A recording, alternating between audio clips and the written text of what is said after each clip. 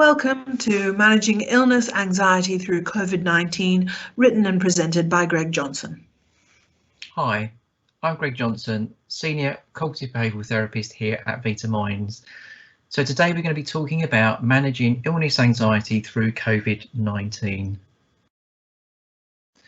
So the aim of this presentation is to help patients to develop a practical understanding of cognitive behavioural approaches for treating illness anxiety, otherwise known as health anxiety. And I've enclosed here an old proverb that says to live medically is to live miserably. And I think this kind of depicts the scene for someone that is suffering with illness anxiety. So this presentation is going to be covering what is illness anxiety and why now, how illness anxiety is treated, the COVID-19 symptoms, reliable information versus fake news, cognitive behavioural therapy, CBT, and breaking the anxiety cycle.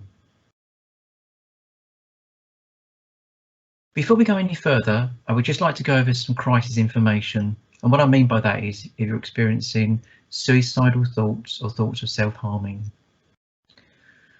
There's lots of help out there, but first of all, it's important that you remain safe. And by that I mean dial 999 and request an ambulance if you think that your life is imminently at risk. There's other options as well. You can dial 111 and press option 2 and ask to speak to the mental health team. Arrange an appointment with your GP. This may be via video in these uncertain times. And also you can speak to the Samaritans on a free phone number of 116123.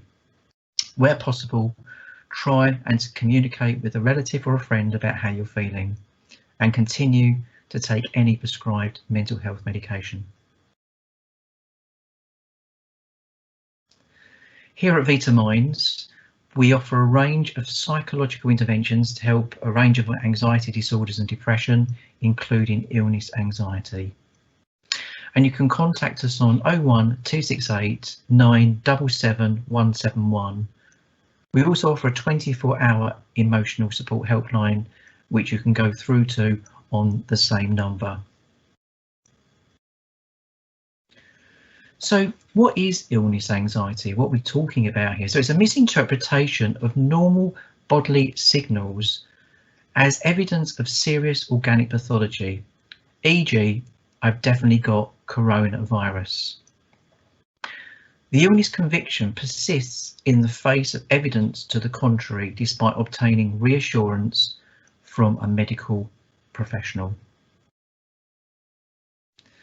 So the common features of illness anxiety are a catastrophic misinterpretation of benign physical symptoms, which are misinterpreted as being indicators of a possible illness. The belief in the thoughts causes an emotional change, e.g. anxiety. When anxiety occurs, this is followed by cognitive changes, for example, selective attention to their symptoms.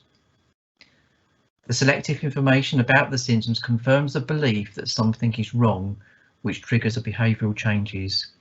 For example, checking, using Google, reassurance seeking from family and friends. And this in turn helps to maintain the problem. In effect, we start tuning in to normal bodily noises, which we would normally not notice, and interpret them as signs of physical illness. Let's look at the maintenance cycle of illness anxiety. So, worrying about illness, concern that one has coronavirus. Scanning, checking, conscious or unconscious monitoring of the illness symptoms, leading to the sensations that are noticed. Hypervigilance of normal bodily functions interpreted as confirmation of illness. So why now? Well, we're in uncertain times and it's quite normal to feel a degree of anxiety, especially with everything that's going on at the moment regarding the pandemic. So for example, no cure, it's everywhere. news of people dying, no vaccine, and increased contamination and death.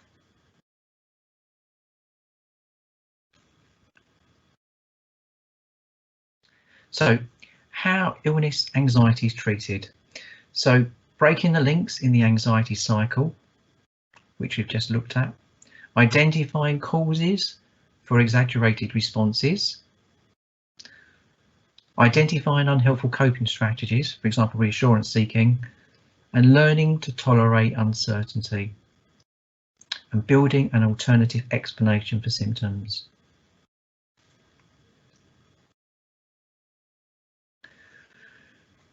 When we do have symptoms, though, it's important that we do seek the correct information and help. So use the 111 online coronavirus service if you have either a high temperature, and this means that you feel hot to touch on your chest or back. You don't need to measure your temperature, but if you feel these things, along with a new or continuous cough, this means coughing a lot for more than an hour or 3 or more coughing episodes in 24 hours, then it's important that you gain some advice and guidance, and you can do that via phoning 111 or going online. So reliable information versus fake news. So what I've done is I've highlighted some sort of common themes that are often seen in the media, and one that comes to mind, and it's a quote taken from BBC News, is about a Facebook user in Durham who wrote that he heard firsthand that a doctor who had coronavirus recovered in double quick time after inhaling steam, which we know is not true. Also, I put a couple of comments in here regarding other people's views of health anxiety. So having info at the push of a button is as much of a blessing as a curse. To a healthy mind that says social distancing will help us to contain the virus and protect our vulnerable family and pals, but to a health anxiety riddled mind, it says you have coronavirus and you're going to die, as is everyone you love. Hey Google, do I have coronavirus? Indeed, Dr. Google is the health anxiety sufferer's longest and deadliest frenemy. I mean, how many of us have turned to Google to figure out what our symptoms mean? Even people who do not have health anxiety do this.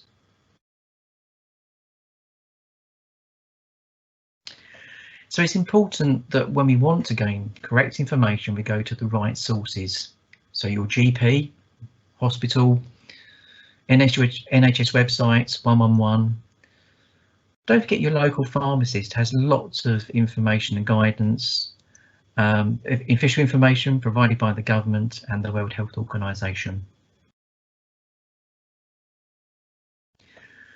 So I want to talk a little bit about cognitive behavioural therapy, which is one of the treatments that can be used for illness anxiety. So it's recognised by the National Institute for Health and Care Excellence as being the treatment of choice for a number of anxiety disorders, including the treatment of illness and somatic anxiety symptoms.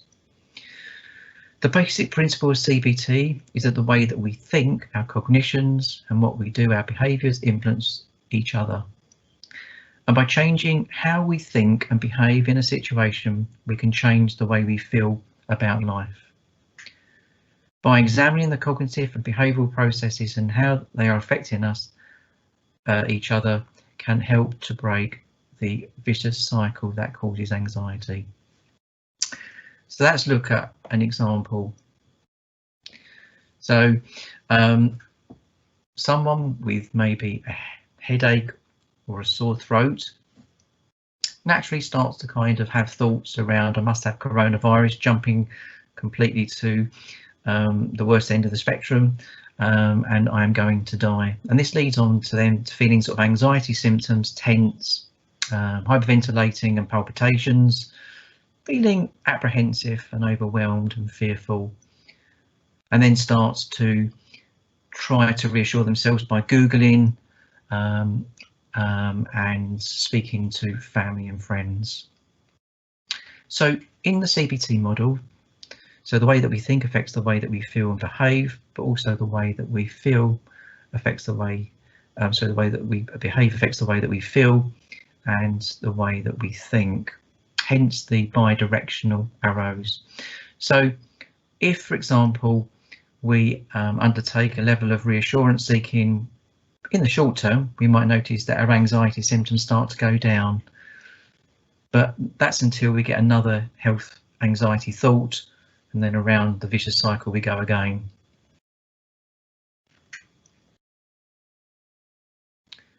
So let's talk now about breaking the anxiety cycle. So two important things: identifying the causes for your exaggerated responses and identifying unhelpful coping strategies. And as we've said, e.g. checking symptoms on Google. So I've included here on this particular slide a diary, a check-in and reassurance diary, which you can obtain copies from on various websites on the internet, for example, Get Self-Help and Psychology Tools. Let's look at an example now of how we can use this diary to start looking at our own situations. So the situation might be that you've heard, or we know in the media, that there's been a shortage of PPE in care homes, but you've got a family member, maybe your mother, that's in a care home. So you're kind of thinking along the lines of, what if my mother dies of COVID-19 because of the staff not having PPE? So you rate yourself maybe at anxiety around 9 out of 10. So what you start doing is constantly ringing up the home to check on your mother or another family member, and you notice that your anxiety drops. So what we notice here is that there is a rewarding behaviour, because we know that every time that we gain reassurance, we notice that our anxiety actually drops. However, what we're not going to do is to tackle our anxiety symptoms. So using an analogy, we all know that sometimes when we first get into the swimming pool, the water feels really, really cold, but after a while we start to acclimatise, we get used to the water. And it's the same in anxiety. That if we confront our anxiety instead of going for reassurance, then we start to learn about getting used to anxiety, and that helps us moving forward. The problem is with reassurance seeking, and although that our anxiety drops in the short term, that behaviour becomes reinforced because no one wants to feel anxiety symptoms. So the more reassurance we do and we notice our anxiety going down, then we're more likely to repeat the behaviour. But we're not the crucial thing here is we're not learning to tackle the anxiety ourselves. So really about unhelpful coping strategies, they make us feel better by reducing anxiety, but actually they're responsible for keeping the anxiety going. And again, the examples there: reassurance seeking from family and friends, excessive checking of aches and pains that we might feel in our body, and excessive researching of symptoms on the internet. Although we've spoken about excessive reassurances and not using correct information, it is also important to use information sensibly and to gain information that we need. So again, using the proper websites, for example, NHS guidance and .gov. And this might be for things, for example, where you need to have an MOT whilst you're in lockdown, or further information on mental health, obtaining pharmaceuticals, employment advice or financial guidance. So the clear message here is to stop excessive coping strategies that you've identified in your check-in and reassurance diary that we looked at earlier. So checking the news, social media forums numerous times of the day, which may, so really you may be better to just do this once a day rather than lots of times during the day. Just do it once to help you with your anxiety, but also always use reliable sources of information. Also enlist the help of a family and friends to not provide you with excessive reassurance. It's almost like using a co-therapy, somebody at home or a family member that you can trust to stop you from doing that level of reassurance. Also, reduce checking of your body to an appropriate level. And use the time instead to do something pleasurable.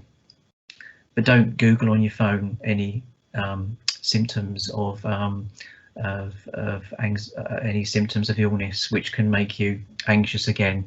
We all know by excessively using the internet, when we use search engines, after a while they get to know what we're looking for, and they can take us down a dark road in terms of putting you into other websites that gives you further information that can make you even more anxious. So, illness-related thoughts. So the best method for decreasing a strongly held belief which is causing you anxiety is to consider an alternative explanation. A good place to start is to play detective and analyse your check-in and reassurance diary.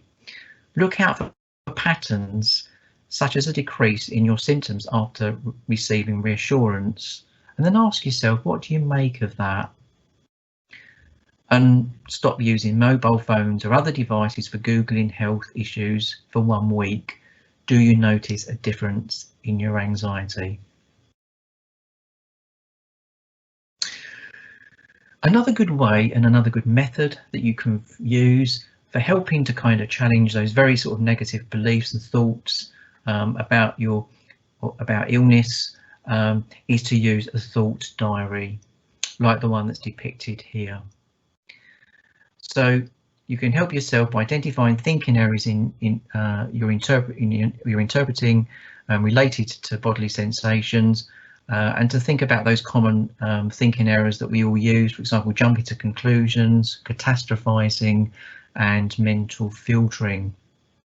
And what that basically means is that we're focusing on all things that kind of support a catastrophic view of a situation and ignoring information that doesn't really support that view and can help us to have a more balanced perspective. So you can generate less threatening interpretations by asking yourself some questions. For example, what evidence do I have for this belief? What alternative explanation could there be? And what are the advantages and disadvantages of thinking in this way? You can, as I say, you can get a copy of further common thinking errors from Get Self-Help or Psychology Tools, along with the actual thought record that is displayed here. So let's look at the situation then. So we can kind of use the same situation again. So we're going to work from left to right in terms of completing this particular thought diary. So the situation again, general shortage of PPE, feeling anxious, having butterflies in our stomachs, maybe say, or in your stomach, should I say 80%. And the thought is that mum is in a care home. She's going to die alone because of becoming infected because of the lack of PPE. So the facts that support this is, generally speaking, that people are dying, especially elderly in care homes. So then you start to look at the facts that don't support this. So, for example, again, looking at your common thinking errors, overgeneralizing, jumping to conclusions, and catastrophizing, and also that the manager of the care home has reassured you that they've got plenty of PPE equipment. And then once you've done that, to try to come up with an alternative, more balanced perspective about that. And once you've done that, you may find that your anxiety starts to drop. So you might go from, say, 80% to 20%.